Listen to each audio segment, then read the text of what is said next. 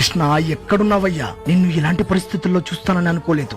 ఏంటి స్వామి ఈ దారుణం? గర్భాలయంలో పూజలు అందుకోవలసిన భగవంతుణ్ణి కొంతమంది చెత్త నా కొడుకులు పగలగొట్టి బయట చెట్ల మధ్యలో పడివేశారు. ఇంకెన్నాళ్ళని ఈ దారుణాలను చూస్తూ ఊరుకోవాలి? మనం ఇంత పెద్ద సమూహం ఉండి కూడా మన ఆలయాలను పట్టించుకోలేకపోతున్నాం. ఇది చేతకానితనమా లేక మనకెందుకులే అన్న నిర్లక్ష్యమా? ఇప్పుడు మీరు చూస్తున్న ఈ ఆలయం 1000 సంవత్సరాల నాటి వేణుగోపాల స్వామి ఆలయం. ఈ ఆలయం కాకినాడ జిల్లా రౌతులపూడి మండలం ఎన్ఎన్ పట్టణం అనే గ్రామంలో ఉంది. ఇంత గొప్ప ఆలయం ఈ రోజు గబ్బిలాల నివాస స్థలంగా మారింది. సిమెంట్ నిల్వ చేసుకునే గోదాంలో ఉపయోగించుకుంటున్నారు. అరే, ఇలాంటి శిల్పకళ కలిగిన విగ్రహాలను ఇప్పుడు తయారు చేయడం సాధ్యమా?